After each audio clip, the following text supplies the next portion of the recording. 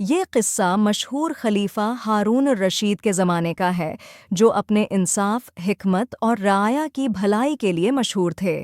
ایک دن دو تاجر بغداد کے بازار میں ایک قیمتی سامان کے معاملے پر جھگڑتے ہوئے خلیفہ کی عدالت میں پہنچے۔ دونوں اپنے حق میں دلائل دے رہے تھے اور مسئلہ ایسا تھا کہ بغیر حکمت کے حل ممکن نہ تھا۔ پہلا تاجر، جس کا نام فاہد تھا، کہنے لگا، یا خلیفہ، میں نے اپنے ساتھی تاجر یوسف کو ایک قیمتی ہار بیچنے کے لیے دیا تھا تاکہ وہ اسے بازار میں فروخت کرے، لیکن اب یہ ہار گم ہو گیا ہے اور یوسف نے نہ تو ہار کا حساب دیا اور نہ ہی اس کی قیمت۔ یوسف نے دفاع کرتے ہوئے کہا، یا امیر المومنین، یہ ہار میرے پاس نہیں آیا، فاہد نے جھوٹ بولا ہے، وہ مجھ پر غلط الزام لگا رہا ہے تاکہ میری عزت کو نقصان پہنچا سکے۔ خلیفہ ہارون الرشید نے دونوں کی باتوں کو تحمل سے سنا اور کہا، ہم حقیقت کا پتہ لگائیں گے۔ اگر کوئی جھوٹا ہوا تو وہ اللہ کے سامنے جواب دہ ہوگا، لیکن پہلے ہم دنیاوی عدالت میں انصاف کریں گے۔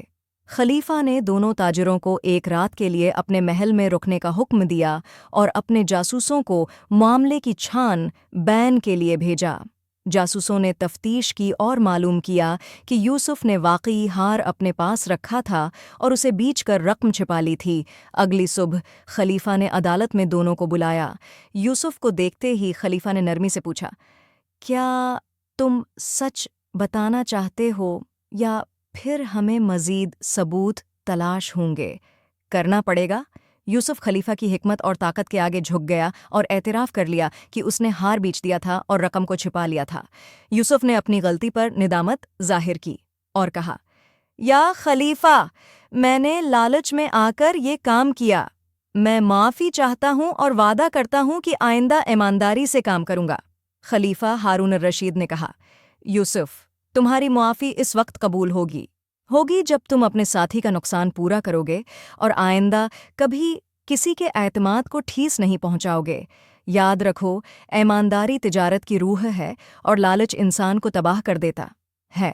یوسف نے فوراً فاہد کو رقم واپس کی اور اپنی اصلاح کا وعدہ کیا۔ خلیفہ نے اسے ایک موقع دیا اور کہا، جو اپنی غلطی تسلیم کر لے اور سدھر جائے، وہ اللہ کے نزدیک محبوب ہے۔